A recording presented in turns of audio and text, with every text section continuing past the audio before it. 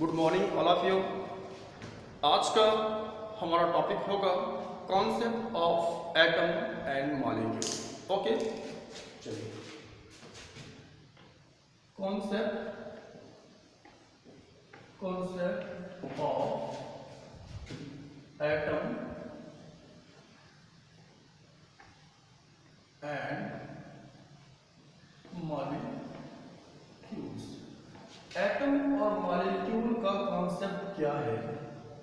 देखिए, इसके पहले वाले वीडियो में मैंने आपको some basic concept of chemistry में आपको बताया केमिस्ट्री क्या है, केमिस्ट्री की ब्रांच क्या है, फिर मैटर का क्लासिफिकेशन बताया on the basis of physical classification of matter, फिर केमिकल क्लासिफिकेशन ऑफ मैटर। उसके बाद ये सब पढ़ने के बाद हम आज डिस्कस करेंगे concept of atom and molecule का। ओके, चलिए देखते हैं एटम का कॉन्सेप्ट क्या है। तो मैं आपको बता दूं, एक साइंटिस्ट जॉन डाल्टन नाम के साइंटिस्ट ने ये बताया कि जो पदार्थ होते हैं, जो सबस्टेंस होता है, वह सबस्टेंस छोटे छोटे पार्टिकल से मिलकर के बने होते हैं। और उन्होंने ये बताया वह जो छोटे पार्टिकल्स होते हैं, वो छोटे पार्टिकल रासायनिक अभिक्रियाओं में बिना अपघटित हुए भाग लेते हैं और साथ ही साथ इतने सूक्ष्म पार्टिकल होते हैं कि उनको और भी सूक्ष्मतम पार्टिकल में बांटा नहीं जा सकता है। तो जॉन डाल्टन नाम के साइंटिस्ट ने उन छोटे छोटे कण को क्या कह दिया? एटम का नाम दे दिया। तो इस प्रकार से जॉन डाल्टन नाम के साइंटिस्ट ने एक कॉन्सेप्ट प्रस्तुत किया और उस कॉन्सेप्ट को कहते हैं डाल्टन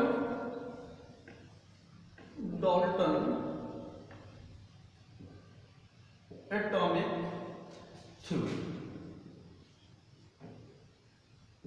डाल्टन एटॉमिक थ्योरी यानी डाल्टन ने एक परिकल्पना, एक सिद्धांत प्रस्तुत किया और उस सिद्धांत को डाल्टन का परमाणु सिद्धांत कहा जाता है।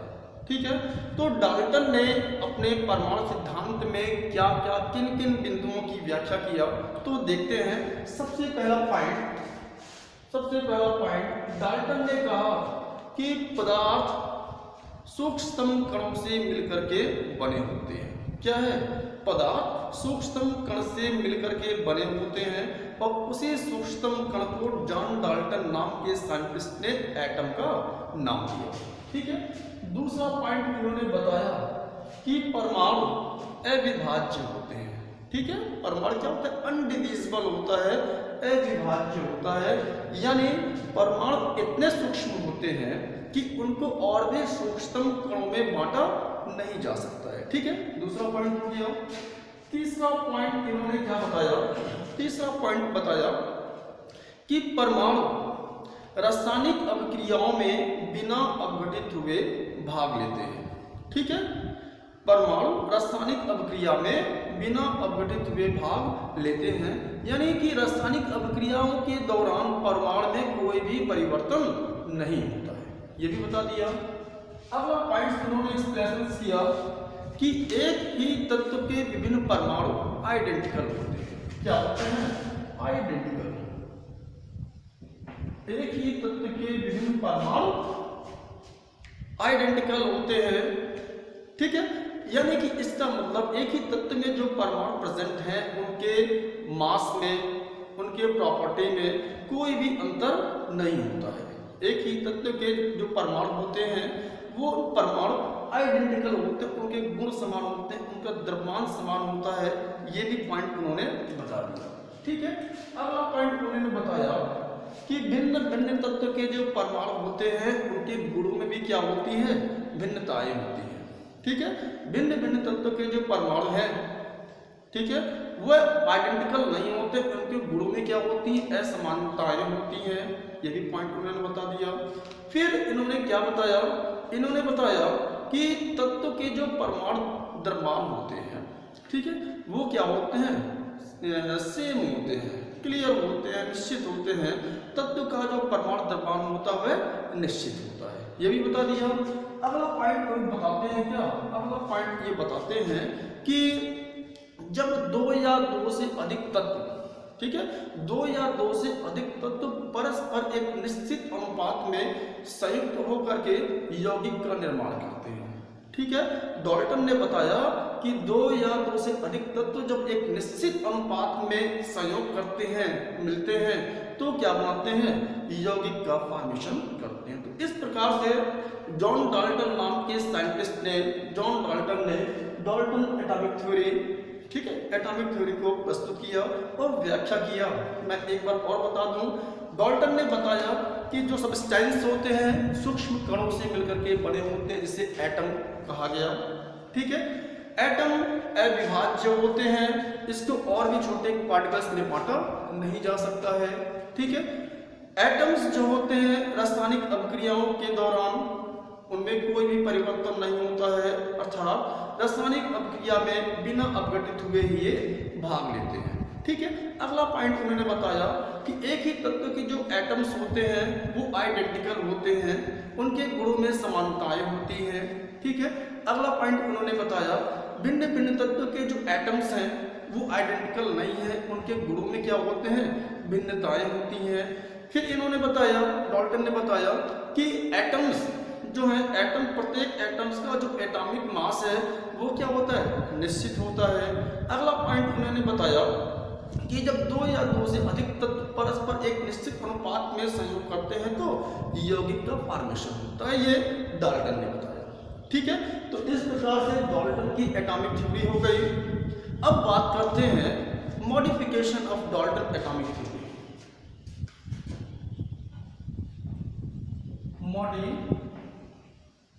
Modification of Dalton atomic theory. इसका मतलब डाल्टन ने जो परमाणु सिद्धांत को प्रस्तुत किया, जो कमियां रह गई उन कमियों को दूर किया गया। जो इनके एटॉमिक थ्योरी में जो कमी थी, आधुनिक साइंटिस्टों के द्वारा इनकी कमियों को दूर किया गया और वो क्या कहना है, modifications of Dalton atomic theory, ठीक है। तो कुछ समय पश्चात जब मॉडर्न साइंटिस्ट आए, मॉडर्न साइंटिस्टों ने डाल्टन एटॉमिक थ्योरी का अध्ययन किया।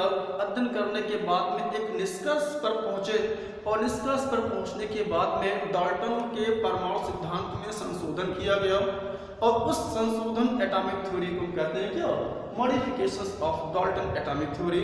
तो सबसे पहला पॉइंट क्या है मॉडिफिकेशन में, सबसे पहला पॉइंट ये आता है कि डाल्टन ने बताया था कि परमाणु क्या होते हैं, परमाणु अविभाज्य होते हैं, इंडिविजिबल होते हैं। लेकिन मॉडिफिकेशंस में आया कि एटम्स इंडिविजिबल नहीं होते हैं बल्कि क्या होते हैं, डिविजिबल होते हैं। क्या होते हैं, डिविजिबल होते हैं। एटम्स क्या होते हैं, डिविजिबल होते हैं, अर्थात एटम को हम और भी छोटे कण में बांट सकते हैं, अर्थात एटम जिन भी कण से बने होते हैं उस एटम को उस कण में हम डिवाइड कर सकते हैं। तो एटम्स जिस भी कण से बने होते हैं उस पार्टिकल को एलिमेंट्री पार्टिकल कहते हैं।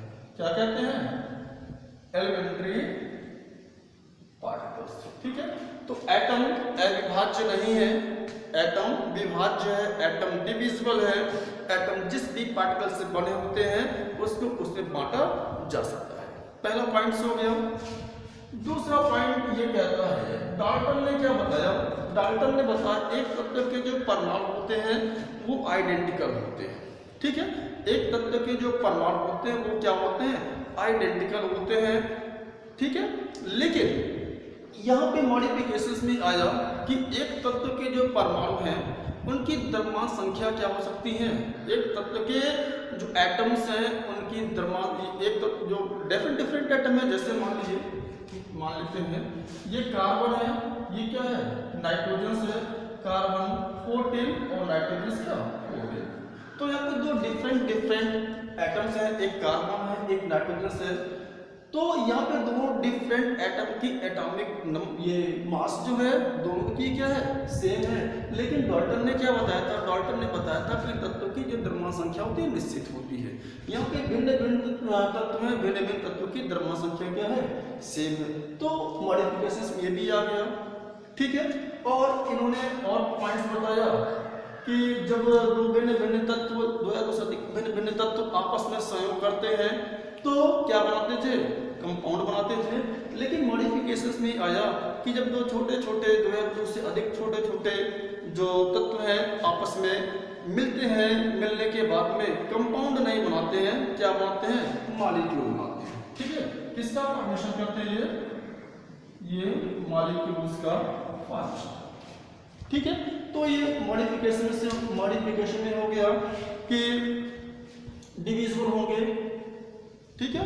और जिस भी पार्टिकल से बने होते हैं उसे हम एलिमेंट्री पार्टिकल का नाम देते हैं। तो एक पॉइंट क्लियर हो गया। अगला पॉइंट ये है कि जो भिन्न भिन्न एलिमेंट्स हैं, भिन्न भिन्न एलिमेंट की द्रव्यमान संख्या एंड एटॉमिक मास क्या हो सकती है, सेम हो सकती है। और फिर मॉलिक्यूल्स की बात कर लें, यानी जब दो छोटे छोटे तत्व आपस में संयोग करते हैं तो क्या बनाते हैं, मॉलिक्यूल का फॉर्मेशन करते हैं, ठीक है।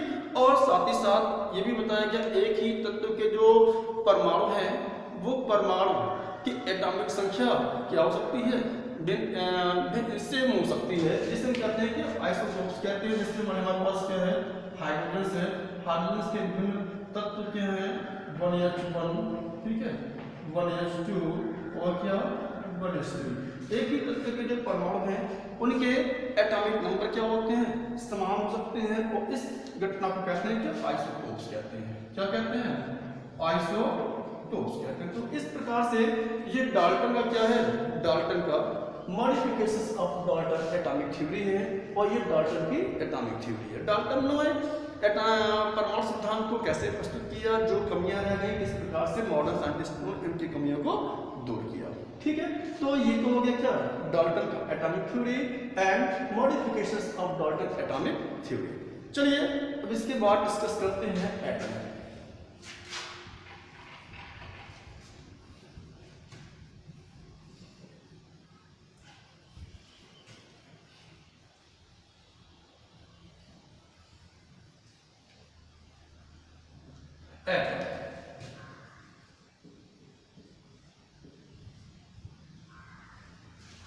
देखिए एटम की क्या परिभाषा है। तुम ये कह सकते हैं कि किसी तत्व का वह सूक्ष्मतम कण, किसी तत्व का वह सूक्ष्मतम कण जिससे मॉलिक्यूल का निर्माण होता है और वह रासायनिक अभिक्रियाओं में बिना अपघटित हुए भाग लेते हैं, ऐसे तत्व के सूक्ष्मतम कण क्या कहलाते हैं, एटम कहलाते हैं, ठीक है। तो किसी तत्व का वह सूक्ष्मतम कण जिससे मॉलिक्यूल का निर्माण होता है और वह रासायनिक अभिक्रियाओं में बिना डिकम्पोज हुए, बिना अपघटित हुए रासायनिक अभिक्रिया में भाग लेते हैं, ऐसे सूक्ष्मतम कण क्या कहलाते हैं, ऐसे सूक्ष्मतम कण एटम कहलाते हैं, ठीक है। अब देखें हमारे पास 118 एलिमेंट्स हैं, अभी तक 118 तत्व ज्ञात हैं और उन 118 तत्वों में बहुत से ऐसे तत्व हैं जो कि नेचर में पाए जाते हैं, नेचुरली होते हैं, और बहुत से ऐसे तत्व हैं जो आर्टिफिशियल मेथड के द्वारा साइंटिस्टों द्वारा बनाया गया है, ठीक है। तो सभी ज्ञात तत्वों में हाइड्रोजन जो है, हाइड्रोजन सबसे छोटा तत्व है क्योंकि इसकी रेडियस जो होती है, इसकी रेडियस कितनी देखी गई 0.28 एंगस्ट्रॉम देखा गया। और इसका जो मास होता है, इसका जो मास है 1.008 AU, it is atomic mass unit, ठीक है। और अभी देखा जाए हाइड्रोजन एक ऐसा एलिमेंट है, ऐसा तत्व है जो सबसे हल्का है, सबसे छोटा तत्व है, इसकी रेडियस 0.28 एंगस्ट्रॉम, इसका मास जो है 1.008 AMU होता है। और साथ ही साथ हाइड्रोजन एक ऐसे एलिमेंट्स होते हैं जिनके पास न्यूट्रॉन नहीं होता है, जिसके पास क्या न्यूट्रॉन नहीं होता है, इनके पास न्यूट्रॉन नहीं होता। हाइड्रोजन के पास केवल एक प्रोटॉन, ठीक है, 1 प्रोटॉन और क्या 1 इलेक्ट्रॉन होता है, लेकिन न्यूट्रॉन नहीं होता है। ठीक है, चलिए ये बात हो गई एटम्स की कि किसी तत्व का वह सिस्टम पर जिससे अणुओं का निर्माण होता है और रासायनिक अभिक्रियाओं में बिना अघटित हुए भाग लेते हैं, वो क्या कहलाते हैं? एटम्स कहलाते हैं। सभी ज्ञात सभी नॉन एलिमेंट्स में हाइड्रोजन सबसे हल्का है, छोटा है, यानी कि रेडियस 0.28 एंगस्ट्रॉम, मास इतना होता है, और हाइड्रोजन एक ऐसा एलिमेंट्स है जिनमें न्यूट्रॉन्स नहीं होते हैं। ठीक है, अगर हाइड्रोजन अपना एक इलेक्ट्रॉन्स को डोनेट कर दे, ठीक है, अगर हाइड्रोजन अपना एक इलेक्ट्रॉन्स को डोनेट कर दे तो क्या बचेगा? हाइड्रोजन के पास केवल एक प्रोटॉन बचेगा, 1 प्रोटॉन, इसलिए प्रोटॉन को हम H+ से भी रिप्रेजेंट करते हैं। ये H+ का मतलब क्या हो गया? अब ये H+ जो है, H+ आयन जो है, इसमें क्या है? न्यूट्रॉन तो है नहीं, ठीक है, इलेक्ट्रॉन जो था इलेक्ट्रॉन्स में निकाल दिया गया, इसमें क्या शेष बच रहा है? केवल एक क्या? प्रोटॉन, इसलिए हम प्रोटॉन को H+ से भी रिप्रेजेंट करते हैं। ठीक है, चलिए अब हम बात करते हैं internal structure of atom. Internal structure of atom, internal structure of atom. ठीक है, मान लीजिए हमारे पास ये एटम है, ये एटम, अभी हमने बताया जो modifications of Dalton atomic theory, तमाम साइंटिस्टों ने एक्सपेरिमेंट के आधार पर ये बता दिया कि एटम्स को विभाजित किया जा सकता है, और किसमें? उनके मूल कणों में, जिनसे बने होते हैं। तो एटम के एटॉमिक स्ट्रक्चर्स में एटम्स के 3 एलिमेंट्री पार्टिकल्स होते हैं। कौन कौन सा? इलेक्ट्रॉन होता है, प्रोटॉन होता है, और क्या होता है? न्यूट्रॉन्स होते हैं। इलेक्ट्रॉन, प्रोटॉन और न्यूट्रॉन। इलेक्ट्रॉन कैसे होते हैं? इलेक्ट्रॉन नेगेटिव चार्ज होते हैं, प्रोटॉन कैसे होते हैं? पॉजिटिव चार्ज होते हैं, और न्यूट्रॉन पास नो चार्ज, नो चार्ज, यानी ये विद्युत उदासीन, ये उदासीन पार्टिकल होते हैं जिनके पास कोई भी चार्ज नहीं होता है। अगर हम हाइड्रोजन से तुलना करें इलेक्ट्रॉन्स की, अगर हाइड्रोजन से तुलना करें प्रोटॉन की, तो हाइड्रोजन का जो द्रव्यमान होता है, इलेक्ट्रॉन का जो द्रव्यमान होता है, हाइड्रोजन के द्रव्यमान के क्या होता है? हाइड्रोजन के द्रव्यमान के 1/1857 इतना भाग होता है। ठीक है, लेकिन हाइड्रोजन का जो द्रव्यमान होता है प्रोटॉन के द्रव्यमान के लगभग बराबर होता है या थोड़ा सा ज्यादा होता है, लेकिन जो न्यूट्रॉन्स का जो द्रव्यमान है हाइड्रोजन के द्रव्यमान के लगभग क्या होते हैं? बराबर होते हैं। ठीक है, और साथ ही साथ अगर ये एटम है, ठीक है, एटम है, ये न्यूट्रॉन और प्रोटॉन के परस्पर संयोग से क्या बनता है? न्यूक्लियस। क्या बनता है? न्यूक्लियस। जब न्यूट्रॉन और प्रोटॉन परस्पर आपस में ऐड होते हैं तो क्या बनता है? न्यूक्लियस। और न्यूक्लियस क्या होता है? परमाणु का सेंटर होता है। ठीक है, परमाणु के सेंटर में एक सघन छोटा सा भाग होता है जिसमें न्यूट्रॉन और प्रोटॉन होते हैं, तो उससे क्या कहते हैं? न्यूक्लियस कहते हैं। और इसी न्यूक्लियस के चारों ओर इलेक्ट्रॉन डिफरेंट एनर्जी के ऑर्बिटल्स में लगातार चक्कर लगाते हैं। ठीक है, तो चलें देखते हैं ये जो एटम्स है, मान लीजिए ये क्या है? ये न्यूक्लियस। क्या है? न्यूक्लियस। इस न्यूक्लियस में क्या होगा? न्यूट्रॉन और प्लस क्या? प्रोटॉन, और इसके चारों ओर क्या करेंगे? इसके चारों ओर इलेक्ट्रॉन्स होते हैं। ठीक है, तो ये कंप्लीट क्या हुआ? एटम। मैंने बताया ये क्या है? ये एटम है। एटम्स को निम्नलिखित पार्टिकल्स में जिनसे बने होते हैं इसमें डिवाइड किया गया है, जो है इलेक्ट्रॉन, प्रोटॉन और न्यूट्रॉन। न्यूट्रॉन और प्रोटॉन्स एटम का सेंट्रल पार्ट होता है, जिसे कहते हैं क्या? जिसे कहते हैं न्यूक्लियस। जिसे क्या कहते हैं? जिसे न्यूक्लियस कहते हैं। हमें पता है इलेक्ट्रॉन नेगेटिव होता है, प्रोटॉन पॉजिटिव होता है, और न्यूट्रॉन के पास कोई चार्ज नहीं होता। ठीक है, जब न्यूट्रॉन के पास कोई चार्ज नहीं है और प्रोटॉन के पास एक यूनिट पॉजिटिव चार्ज है, तो इस चार्ज की वजह से ये न्यूक्लियस कैसे होते हैं? पॉजिटिव होते हैं। इलेक्ट्रॉन के पास अपना चार्ज है, ये कैसे चार्ज होते हैं? नेगेटिव। और यही इलेक्ट्रॉन्स न्यूक्लियस के चारों ओर चक्कर लगाते हैं। ठीक है, अब बात करते हैं, ये तो इंटरनल स्ट्रक्चर ऑफ एटम हो गया कि इलेक्ट्रॉन्स और न्यूट्रॉन प्रोटॉन कहाँ पे हैं, सेंटर में है। इलेक्ट्रॉन्स कहाँ पे हैं, इस न्यूक्लियस के चारों ओर चक्कर लगाते हैं। तो इंटरनल स्ट्रक्चर हो गया। चलिए अब हम बात करते हैं एटॉमिक नंबर की। ओके, एटॉमिक नंबर क्या है? एटॉमिक नंबर,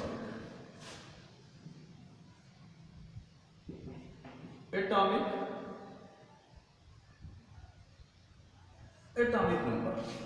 तो देखें, किसी तत्व के नाभिक में उपस्थित जो पॉजिटिव पार्ट होता है, तो देखें भाई यही हमारा एटम है, इलेक्ट्रॉन्स, प्रोटॉन और क्या, न्यूट्रॉन्स। तो इस परमाणु के न्यूक्लियस में पॉजिटिव पार्ट कौन सा है, प्रोटॉन। ठीक है, तो किसी तत्व के न्यूक्लियस में उपस्थित जो पॉजिटिव पार्ट होते हैं, जो भी धनावेशित भाग होता है, वही धनावेशित भाग ही उस तत्व का क्या कहलाता है, एटॉमिक नंबर कहलाता है। और इस एटॉमिक नंबर को हम जेड से, किससे, एटॉमिक नंबर को हम जेड से रिप्रेजेंट करते हैं। एक बार और, एटॉमिक नंबर क्या है, किसी तत्व के नाभिक में उपस्थित, किसी तत्व के न्यूक्लियस में उपस्थित धन आवेशित भाग की जो संख्या होती है, वही संख्या क्या कहलाती है, वही संख्या क्या, एटॉमिक नंबर कहलाती है। और एटॉमिक नंबर को हम जेड से रिप्रेजेंट करते हैं। ठीक है, अब देखिए जो एटॉमिक नंबर है, एटॉमिक नंबर इक्वल क्या, atomic number is number of proton. ठीक है, एटॉमिक नंबर क्या होता है, नंबर ऑफ प्रोटॉन, यानी कि किसी तत्व के नाभिक में जितने प्रोटॉन की संख्या होती है, वही संख्या उस एलिमेंट की एटॉमिक नंबर कहलाती है। ठीक है, अगर मान लीजिए, और हम ये भी जानते हैं कि एटम्स हमारे क्या होते हैं, एटम न्यूट्रल होते हैं। ठीक है, atom are neutral in nature. Atom की प्रकृति क्या होती है, न्यूट्रल होती है। क्यों, क्योंकि एटम में जो नंबर ऑफ इलेक्ट्रॉन्स होते हैं और नंबर ऑफ प्रोटॉन होते हैं, वो दोनों क्या होते हैं, इक्वल होते हैं। यानी कि इलेक्ट्रॉन की संख्या बराबर क्या, प्रोटॉन की संख्या। जब इलेक्ट्रॉन की संख्या बराबर प्रोटॉन की संख्या होगी, अपने आप एटम्स क्या हो जाएंगे, न्यूट्रल हो जाएंगे। और किसी कोई एक हमारे पास एलिमेंट ऐसे मान लीजिए सोडियम है, सोडियम में 11 इलेक्ट्रॉन होंगे। ठीक है, ये सोडियम का एलिमेंट हमारे पास है, ये 11, ये क्या 23। ठीक है, अभी ये कहा जाए इनका जो एटॉमिक नंबर है वो क्या होगा, प्रोटॉन, इलेक्ट्रॉन और क्या, न्यूट्रॉन। अभी बताएंगे आपको इलेक्ट्रॉन, प्रोटॉन कैसे निकालना है। तो यहाँ पे प्रोटॉन कितने हैं, 11। ठीक है, मैंने बताया कि एटॉमिक नंबर बराबर क्या, प्रोटॉन की संख्या, या प्रोटॉन की संख्या बराबर क्या, एटॉमिक नंबर। तो जितने प्रोटॉन होंगे उतनी ही मात्रा में क्या होंगे, उतनी संख्या में इलेक्ट्रॉन की संख्या होगी। तो देखिए सोडियम में 11 इलेक्ट्रॉन्स और 11 प्रोटॉन है। इलेक्ट्रॉन और प्रोटॉन की संख्या समान होगी, यानी जितने पॉजिटिव चार्ज उतने क्या नेगेटिव चार्ज होंगे, तो वो कैंसिल हो जाएंगे। इसलिए एटम क्या होते हैं, न्यूट्रल नेचर के होते हैं। ठीक है, अगर न्यूट्रल की बात कर लेते हैं, ठीक है, in neutral atom, in neutral atom, in neutral atom electron की संख्या क्या होती है, प्रोटॉन की संख्या के बराबर होती है। ठीक है, अगर हमारा एटम क्या है भाई, एटम और आयन, अगर हम आयन की बात करते हैं तो वहां पे इलेक्ट्रॉन की संख्या प्रोटॉन की संख्या के बराबर नहीं होगी। लेकिन एटम में इलेक्ट्रॉन की संख्या प्रोटॉन की संख्या के इक्वल होती है। तो हम ये भी कह सकते हैं एटम के केस में Z बराबर P और P बराबर क्या, E भी कर सकते हैं। ठीक है, यानी परमाणु क्रमांक बराबर, एटॉमिक नंबर बराबर प्रोटॉन की संख्या, और प्रोटॉन की जो संख्या होगी वो इलेक्ट्रॉन की संख्या के बराबर होती है। ठीक है, कब, ये एटम के लिए है। लेकिन आयन के केस में एटॉमिक नंबर जो होता है वो प्रोटॉन की संख्या के समान होगा, लेकिन प्रोटॉन की संख्या इलेक्ट्रॉन की संख्या के समान नहीं होगी। ठीक है, आयंस का मतलब ये हो गया जब कोई एलिमेंट्स अपने आउटर मोस्ट सेल में से इलेक्ट्रॉन्स को निकालता है, या आउटर सेल में पास इलेक्ट्रॉन्स को लेता है, तो वो एटम्स क्या हो जाते हैं, इलेक्ट्रिकली चार्ज हो जाते हैं। अगर कोई एलिमेंट्स इलेक्ट्रॉन्स को निकालता है तो जितने इलेक्ट्रॉन्स को रिलीज किए होता है उतने ही उसके ऊपर प्लस चार्ज डेवलप कर जाते हैं। और यदि कोई एटम्स इलेक्ट्रॉन्स को लेता है तो जितने इलेक्ट्रॉन्स को वो एक्सेप्ट किए होता है, लिया होता है, उतने ही माइनस चार्ज डेवलप कर जाते हैं। तो ये आयन्स हो गए। आयन क्या है? आयन एक आवेशित स्पीशीज होती है जो इलेक्ट्रॉन्स के डोनेट और इलेक्ट्रॉन्स को एक्सेप्ट करने पर विकसित करती है। ठीक है, तो ये क्लियर हो गया एटॉमिक नंबर क्या है। अब चलिए बात करते हैं एटॉमिक मास। एटॉमिक मास, तो एटॉमिक मास को हम ए से, एटॉमिक मास को हम ए से रिप्रेजेंट करते हैं। एटॉमिक मास क्या है? तो हम कह सकते हैं किसी तत्व के नाभिक में उपस्थित न्यूट्रॉन की संख्या और प्रोटॉन की संख्याओं का जो योग होता है, किसी तत्व के न्यूक्लियस में present number of neutrons and number of proton. It means the sum of the number of neutron and number of proton in the nucleus of atom called as atomic mass. किसी तत्व के नाभिक में उपस्थित neutron और proton की संख्या का योग क्या कहलाएगा? एटॉमिक मास, यानी A इक्वल क्या? N plus P। A equal क्या? N plus P। तो हम जानते हैं Z बराबर क्या होता है? PV होता है। तो हम इसको लिख सकते हैं क्या? A इक्वल N प्लस क्या? Z भी कर सकते हैं। तो जहाँ पे A क्या है? एटॉमिक मास है। Z क्या है? Z एटॉमिक नंबर है और N क्या है? Number of neutron. ठीक है, तो ये क्लियर हो गया। तो चलिए एक चीज मैं आपको बता दूं कि इलेक्ट्रॉन प्रोटॉन न्यूट्रॉन्स कैसे निकालना है, फिर मैं आपको आगे ले चलता हूं। ठीक है,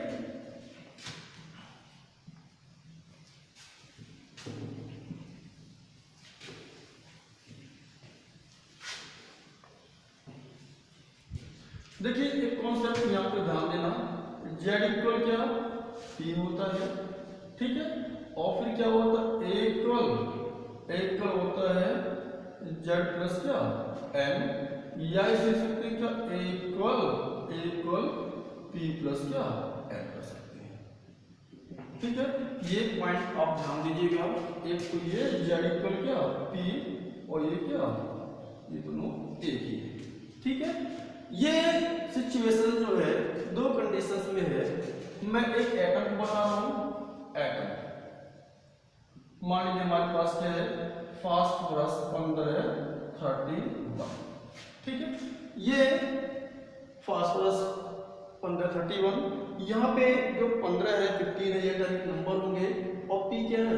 फास्फोरस 31 क्या है? इसका एटॉमिक मास है। एक चीज हम बता दें कि जैसे मान लीजिए हमारे पास ये फास्फोरस का एलिमेंट्स है, हमें इसको लिखना था एटॉमिक नंबर, ये एटॉमिक मास कहाँ लिखना होता है। तो जब भी हम किसी एलिमेंट का एटॉमिक नंबर लिखते हैं तो कहाँ लिखेंगे? जो एलिमेंट है एलिमेंट के नीचे बाईं ओर, कहाँ लिखेंगे? एलिमेंट के नीचे बाईं ओर, और इसका एटॉमिक मास एलिमेंट के ऊपर कहाँ पे? दाईं ओर लिखते हैं। ये एटॉमिक नंबर, ये एटॉमिक नंबर, और ये क्या होता है? एटॉमिक मास। ये एटॉमिक मास क्या होता है? N प्लस P, और ये क्या होता है? ये Z होता है। यानी कि क्या होते हैं? ये प्रोटॉन होते हैं। मेरी बात समझ गए आप? ये एटॉमिक मास, ये एटॉमिक नंबर। एटॉमिक नंबर क्या है? प्रोटॉन की संख्या। और एटॉमिक मास क्या है? न्यूट्रॉन और प्रोटॉन की संख्या होती है। ठीक है, तो चलिए मैंने बता दिया, जब भी आपको एटॉमिक मास लिखना है वो तत्व के ऊपर बाईं ओर, और जब भी एटॉमिक नंबर लिखना होता है एलिमेंट्स के नीचे बाईं ओर। हमारा क्वेश्चन ये है आपके कि इसमें इलेक्ट्रॉन, प्रोटॉन और न्यूट्रॉन की संख्या क्या होगी। तो हम जानते हैं ये 15 क्या है? एटॉमिक नंबर है, और एटॉमिक ही नंबर क्या होता है? एटॉमिक नंबर क्या होता है? प्रोटॉन की संख्या होती है। तो कितने हो जाएंगे इसमें प्रोटॉन? 15 प्रोटॉन हो जाएंगे। अब इलेक्ट्रॉन की बात करें, क्योंकि एटम क्या होते हैं? एटम न्यूट्रल नेचर के होते हैं। न्यूट्रल कब होगा? न्यूट्रल कब होगा? जब इलेक्ट्रॉन और प्रोटॉन की संख्या क्या होगी? समान होगी। तो जब इसमें प्रोटॉन 15 है तो इलेक्ट्रॉन भी कितने हो जाएंगे? 15 हो जाएंगे। ठीक है, न्यूट्रॉन की संख्या निकालनी है तो न्यूट्रॉन की संख्या कर सकते हैं n इक्वल क्या a माइनस जेड। ए क्या है, द्रव्यमान संख्या है 31 और जेड क्या है एटॉमिक नंबर, क्या हो जाएगा 16, यानी न्यूट्रॉन की संख्या कितनी आ जाएगी, न्यूट्रॉन की संख्या 60। तो इस प्रकार से हम निकालते हैं। अभी में एक आयन का बताएं, जैसे हमारे सोडियम है, ये सोडियम आयन है 1123, ठीक है। अब यहाँ पे इलेक्ट्रॉन, प्रोटॉन और क्या न्यूट्रॉन्स की संख्या निकालनी है। तो सबसे पहले इसका जो भी एटॉमिक नंबर है वो एटॉमिक नंबर क्या होगा, प्रोटॉन की संख्या 11, ठीक है। ये क्या है, आयन है। अगर ये इलेक्ट्रॉन्स को नहीं निकाला होता तो सोडियम परमाणु होता, तो उस समय प्रोटॉन इलेक्ट्रॉन की संख्या समान होती, तो 11 इलेक्ट्रॉन के होते। लेकिन इसने क्या किया, एक इलेक्ट्रॉन्स को निकाल दिया है, प्रोटॉन नहीं निकाला, क्या निकाला है, इलेक्ट्रॉन निकाला है। तो अब इसके पास इलेक्ट्रॉन कितने हो जाएंगे, 10, ठीक है। और यहाँ पे न्यूट्रॉन की संख्या वही होगी a minus Z, it means क्या 12, क्या हो जाएगा 12, ठीक है। तो इस प्रकार से इलेक्ट्रॉन, प्रोटॉन, न्यूट्रॉन से आयन का हो गया। अगर यहाँ पे प्लस नहीं होता तो क्या होता, तो ये भी क्या होता 11 होता, लेकिन यहाँ पे एक प्लस दे दिया है, इसका मतलब इसने इलेक्ट्रॉन को निकाला है, तो क्या हो जाएगा इलेक्ट्रॉन 10 हो जाएंगे, ठीक है। तो इस प्रकार से ये हम एटम्स में इलेक्ट्रॉन्स, प्रोटॉन, न्यूट्रॉन्स को निकालते हैं। चलिए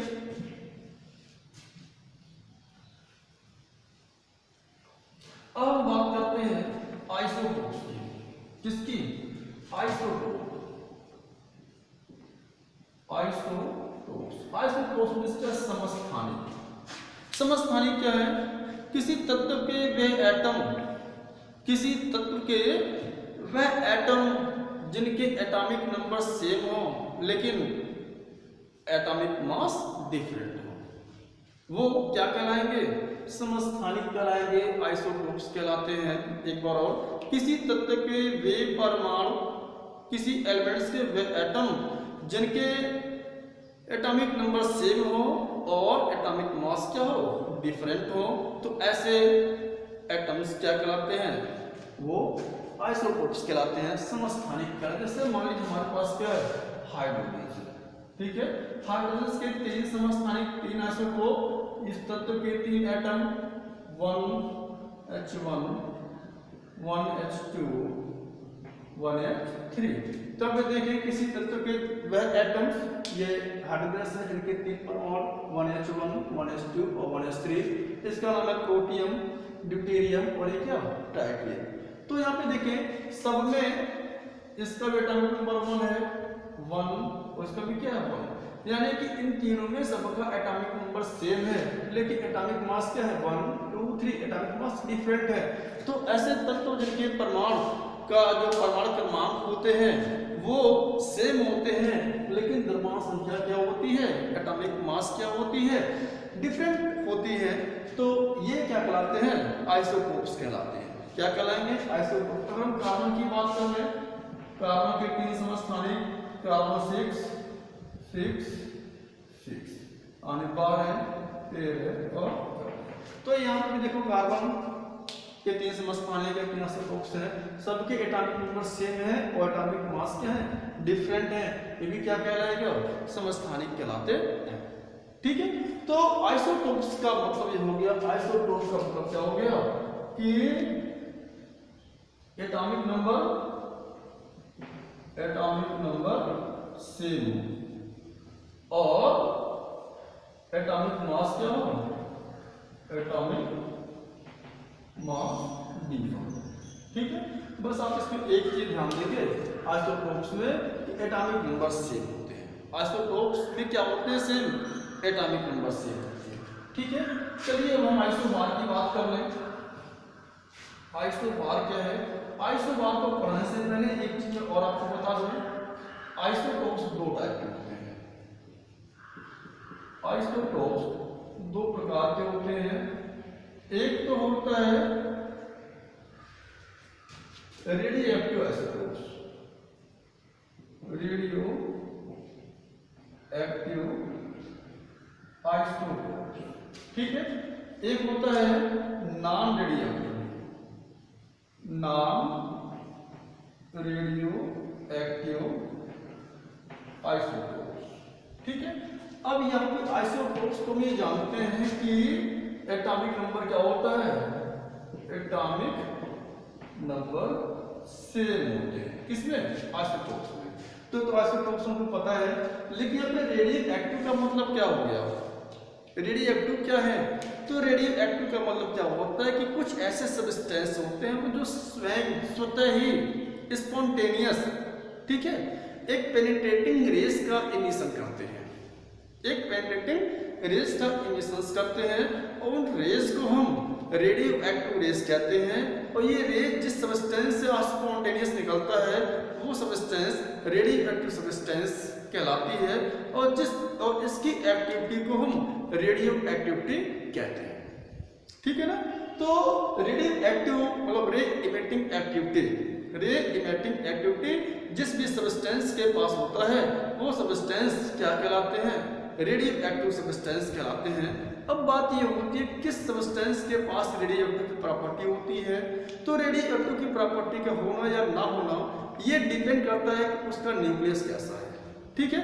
यदि उसके न्यूक्लियस में न्यूट्रॉन और प्रोटॉन का जो रेशियो है 1:1 अगर होता है तो उसके पास रेडियोएक्टिव की प्रॉपर्टी नहीं होगी, या अगर न्यूट्रॉन और प्रोटॉन का रेशियो 1.52:1 अगर होता है तो भी नहीं होगी। या यूँ कह सकते हैं कि यदि ऐसे नाभिक जिसमें न्यूट्रॉन और प्रोटॉन का रेशियो 1.52:1 से अधिक होते हैं, कितना, न्यूट्रॉन और प्रोटॉन का रेशियो 1.52:1, ठीक है। अगर इससे ज्यादा होगा यानी 1.52:1 न्यूट्रॉन और प्रोटॉन का रेशियो अगर इससे ज्यादा होगा तो उस सब्सटेंस के पास क्या होगा, रेडियो एक्टिव की प्रॉपर्टी होती है, ठीक है। तो ऐसे आइसोटोप्स जिसके पास रेडियो एक्टिव की प्रॉपर्टी होती है वो क्या कहलाएंगे, रेडियो एक्टिव आइसोटोप्स कहलाएंगे। और ऐसे आइसोटोप्स जिसके पास रेडियो एक्टिव की प्रॉपर्टी नहीं होती है वो क्या कहलाएंगे, नॉन रेडियो एक्टिव आइसोटोप्स कहलाएंगे। जैसे एग्जांपल में कार्बन हाइड्रोजन तीसरा समस्थानिक है 1s3, ठीक है, या कार्बन 14, इस प्रकार सोडियम 24, तो ये सब क्या है, ये सब रेडियो एक्टिव आइसोटोप्स होते हैं। इन सब के पास रेडियो एक्टिविटी की प्रॉपर्टी होती है, ठीक है। और रेडियो एक्टिव रेस क्या होते हैं, अल्फा बीटा गामा होता है, ठीक है। और नॉन रेडियो एक्टिव आइसोटोप्स जैसे ये पहला समस्थानिक है या 1H2 है, ठीक है। तो अगर ये कंडीशंस होता है, ये एग्जांपल इसके नॉन रेडियो एक्टिव आइसोटोप्स के हैं, और ये क्या है, रेडियो एक्टिव आइसोटोप्स के एग्जांपल है। तो रेडियो एक्टिव आइसोटोप्स जो हैं मेडिकल के क्षेत्र में या तमाम क्षेत्र में इसका उपयोग किया जाता है। जैसे C14 की बात कर लेते हैं। C14 जो है कार्बन का तीसरा समस्थानिक है, तो कार्बन का ये तीसरा समस्थानिक है, तीसरा आइसोटोप्स है। इसका यूज, ठीक है, किसी वस्तु के आयु के डिटरमिनेशन में किया जाता है। जो पुरातत्व विभाग होते हैं और वह आयु का एज का डिटरमिनेशन करते हैं, तो एज के डिटरमिनेशन में किसका यूज होता है, कार्बन 14 का यूज होता है। उसी प्रकार से सोडियम 24 इसका यूज ब्लड सर्कुलेशंस में होता है। आयोडीन की बात करें, आयोडीन का जो आइसोटोप्स है वो थायराइड ग्लैंड्स को चेक करने में किया जाता है। कोबाल्ट है, कैंसर के उपचार में किया जाता है। आयरन है, ठीक है, हीमोग्लोबिन को चेक करने में किया जाता है। तो इस प्रकार से तमाम ऐसे आइसोटोप्स हैं जिसका हमारे दैनिक जीवन में बहुत ही यूज होता है, ठीक है। तो ये आइसोटोप्स हो गए। चलिए अब हम डिस्कस करते हैं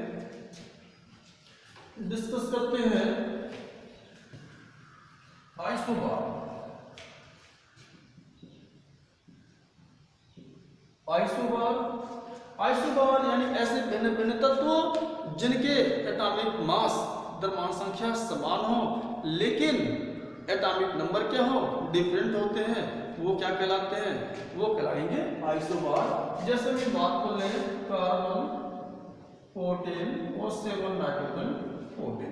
आप यहाँ पे देखिए कार्बन और नाइट्रोजन के एटॉमिक वेट क्या है, एटॉमिक मास दोनों के सेम है लेकिन एटॉमिक नंबर क्या है, डिफरेंट है।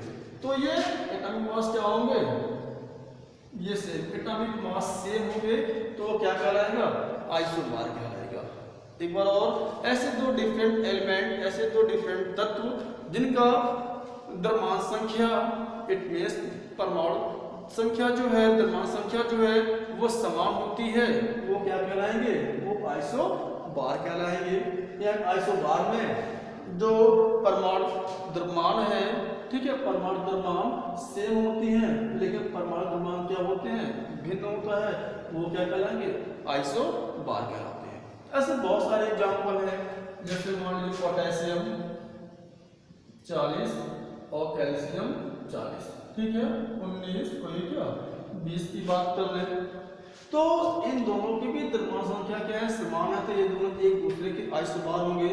कार्बन नाइट्रोजन एक दूसरे का क्या होगा, आइसोबार होता है। तो यही चीज है कि द्रव्यमान संख्या सेम और एटॉमिक नंबर डिफर, वो क्या होगा, आइसोबार होगा, ठीक है।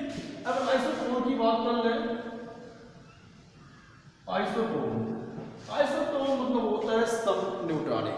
क्या होते हैं, समन्यूट्रॉनिक। और समन्यूट्रॉनिक क्या, ऐसे दो डिफरेंट एलिमेंट जिनमें न्यूट्रॉन की संख्या क्या हो, अलग अलग हो। ऐसे दो डिफरेंट एलिमेंट जिसमें न्यूट्रॉन की संख्या सेम हो, अलग ना हो, ठीक है, सॉरी, ऐसे दो एलिमेंट जिसमें न्यूट्रॉन की संख्या क्या हो, सेम हो, वह दोनों एक दूसरे के क्या कहलाएंगे, वह दोनों एक दूसरे के आइसोटोन कहलाएंगे, ठीक है। जैसे हम बात कर लें, कार्बन 6 13 और 7 नाइट्रोजन क्या 14। अगर आप इसमें न्यूट्रॉन की संख्या निकालते हैं तो यहाँ पे 7 आएगा, न्यूट्रॉन कितने का 7, इसमें आप न्यूट्रॉन निकालते हैं, इसमें क्या आएगा 7। देखिए यहाँ पे कार्बन 6 13 और नाइट्रोजन 14, इन दोनों में न्यूट्रॉन की संख्या सेम है। जब न्यूट्रॉन की संख्या सेम होगी तो यह दोनों एक दूसरे के आइसोटोन्स, ठीक है। तो ये क्लियर हो गया। समस्थानिक आइसोटोप्स में क्या होगा, समान। आइसोटोप्स क्या होता है, समान, ठीक है। आइसोटोप्स में एटॉमिक नंबर सेम होती हैं, आइसोबार में एटॉमिक मास सेम होता है, आइसोटोन में न्यूट्रॉन की संख्या सेम होती है, ठीक है। ये क्लियर हो गया। चलिए जब ये क्लियर हो जाता है तो हम आपको ले चलते हैं एटॉमिक मास क्या है, ओके। चलिए बात करते हैं atomic mass.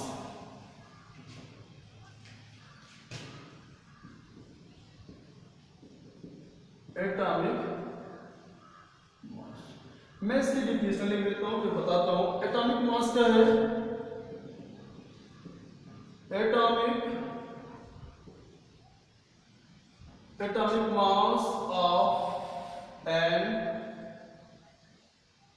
Elements can be defined as the number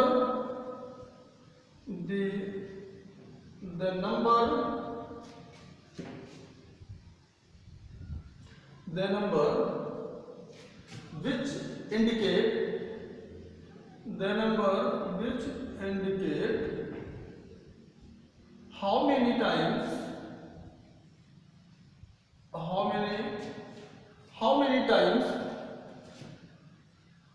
the mass of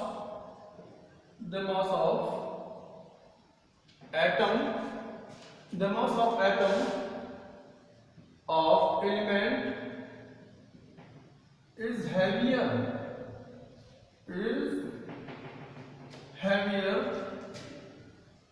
to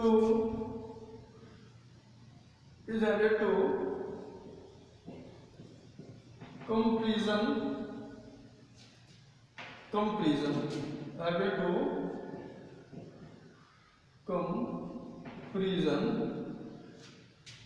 of element is added to comparisons 1/12 part of the one atom of C12 called as atomic mass। तो ये atomic mass की definition हो गई। atomic mass of an element can be defined as the number which indicate how many times the mass of one atom कह सकते हैं, the mass of one atom of element is heavier in comparison to 1/12 part of one atom of C12 is called as atomic mass। यानी ये हो गया इसकी हिंदी कि किसी तत्व का परमाणु संख्या, ये परमाणु द्रव्यमान वह संख्या है जो प्रदर्शित करती है कि किसी तत्व के एक परमाणु के द्रव्यमान से, ठीक है, किसी तत्व के एक परमाणु के द्रव्यमान से कार्बन 12 के एक परमाणु के द्रव्यमान के 1/12 भाग से कितना गुना भारी होता है, तो वह संख्या उस तत्व की क्या कहलाती है, द्रव्यमान संख्या कहलाती है। यानी द्रव्यमान संख्या एटॉमिक मास इक्वल क्या, मास of one atom of element divide by 1/14 into mass of one atom of C12। ठीक है, ये क्या हो गया, ये एटॉमिक मास का क्या हो गया, फार्मूला हो गया। Atomic mass equal mass of one atom of element divide by 1/12 into mass of one atom of C12। यानी कि किसी तत्व का एटॉमिक मास वह संख्या होती है जो प्रदर्शित करती है कि एक परमाणु के द्रव्यमान के, किसी तत्व के एक परमाणु के द्रव्यमान के, ठीक है, कार्बन 12 के एक परमाणु के द्रव्यमान के 1/12 भाग से कितना गुना भारी होता है, तो वह संख्या उस एटम्स की एटॉमिक मास कहलाती है। ठीक है, एटॉमिक मास को हम किस में रिप्रेजेंट करते हैं, एक यूनिट होता है, इस यूनिट को हम किसमें, AMU में। AMU मींस क्या होता है, atomic mass unit, atomic mass unit. ठीक है, तो किसी तत्व का एटॉमिक मास को हम किसमें, ये SI मात्रक होता है, ये SI यूनिट होता है, और इस AMU को हम, इसकी यूनिट क्या होती है, AMU, या इसको हम सॉफ्टली U से भी रिप्रेजेंट कर देते हैं। ठीक है, तो मेरे ख्याल से समझ में आ गया एटॉमिक मास क्या है। Atomic mass of an element can be defined as the number which indicate how many times the mass of one atom of element is heavier in comparison to 1/12 part of the one atom of C12 called as atomic mass. ठीक है, यानी किसी तत्व का परमाणु द्रव्यमान संख्या वह संख्या होती है जो प्रदर्शित करती है कि उस तत्व के एक परमाणु के द्रव्यमान के 1/12 भाग कार्बन 12 के एक परमाणु के द्रव्यमान से 1/12 भाग से कितना गुना भारी होता है, वह एटॉमिक मास कहलाता है। अब चलिए हम डिस्कस करते हैं ये एक AMU है क्या। ठीक है, तो चलें,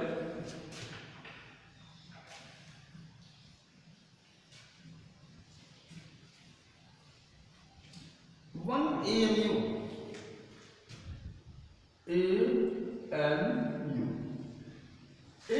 है क्या, तो कह सकते हैं quantity, the quantity 1/12 part of one mass of one atom of C12, mass of one atom of C12 called as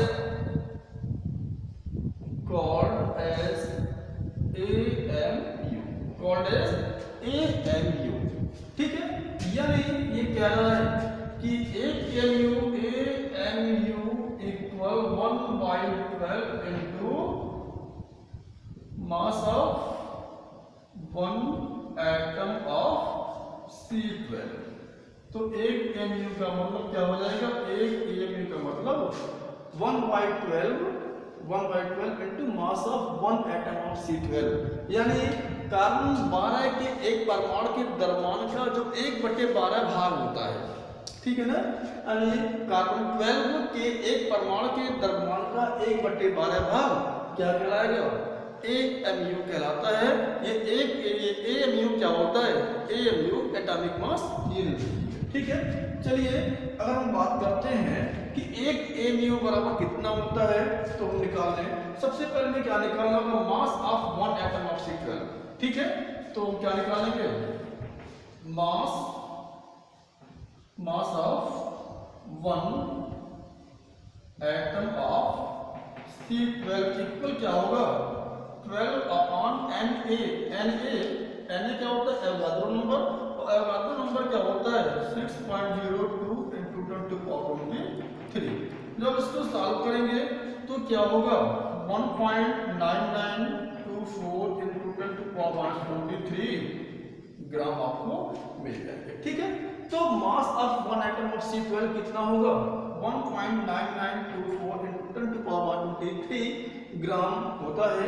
अब इस मास of one atom of C12 को आप यहाँ पर करेंगे, यानी 1 AMU equal 1/12 into mass of one atom of C12 कितने आ गए 1.9924 into 10⁻23। जब आप इसको सॉल्व करते हैं तो क्या मिलेगा 1.66 into 10⁻24 ये ग्राम, ठीक है। ये ग्राम है, अगर आपको इसे किलोग्राम में चेंज करना है तो किलोग्राम में चेंज करेंगे आप, तो 1.66 into 10⁻27 किलोग्राम। तो ये हो गया कि एक AMU बराबर 1 AMU इक्वल 1.66 into 10⁻24 ग्राम, या 1 AMU इक्वल 1.66 into 10⁻27 किलोग्राम, ठीक है। तो ये क्या हो गया AMU, और AMU मीन्स क्या, atomic mass unit, atomic mass unit. The quantity 1/12 part of mass of one atom of C12 is called as AMU. It means AMU equal 1/12 into mass of one atom of C12. तो सबसे पहले हम find करेंगे मास of one atom of C12 equal 12 upon Na। Na क्या, ये संख्या क्या है, ये Na इक्वल क्या 6.02 into 10⁻23, ठीक है। तो ये एवोगाड्रो संख्या है, तो इसके द्रव्यमान में एवोगाड्रो संख्या से भाग दे देंगे तो C12 के एक एटम का मास निकल जाएगा। तो एक एटम का मास कितना आ गया, इतना आ गया। अब इस वैल्यू को आप यहाँ पर रखेंगे और 12 से डिवाइड कर देंगे, जो भी आएगा वो क्या होगा 1 AMU होगा। तो ये ग्राम में है, ये क्या एक ऐसे डिवाइड कर देंगे क्या हो जाएगा, ये किलोग्राम में चेंज हो जाएगा। तो इस प्रकार से ये क्या हो गया, एटॉमिक मास हो गया। एटॉमिक मास को हम AMU में लिखते हैं, एटॉमिक मास यूनिट में लिखते हैं, और एटॉमिक मास यूनिट हमारे पास ये है, ठीक है। तो चलिए आज का क्लास यहीं तक होता है। अगले वीडियो में मैं आपको बताऊंगा बर्ज़िलेसी कॉन्सेप्ट क्या है, ठीक है, और एवोगाड्रो का कॉन्सेप्ट क्या है, ये सब डिस्कस होगा। और डिस्कस होने के बाद में मैं आपको मोल कॉन्सेप्ट पे ले चलूँगा, ठीक है। तो इसको आप उतारें। अब मैं अगला टॉपिक्स में आपको बताऊंगा बर्ज़िलेसी कॉन्सेप्ट क्या है, ठीक है, और एवोगाड्रो क्या है, एवोगाड्रो कॉन्सेप्ट क्या है, मोल कॉन्सेप्ट क्या है, तो ये डिस्कस होगा। ओके, तो आज का वीडियो यहीं पे समाप्त करता हूँ और मैं आपसे नेक्स्ट टाइम मिलता हूँ। Okay, thank you.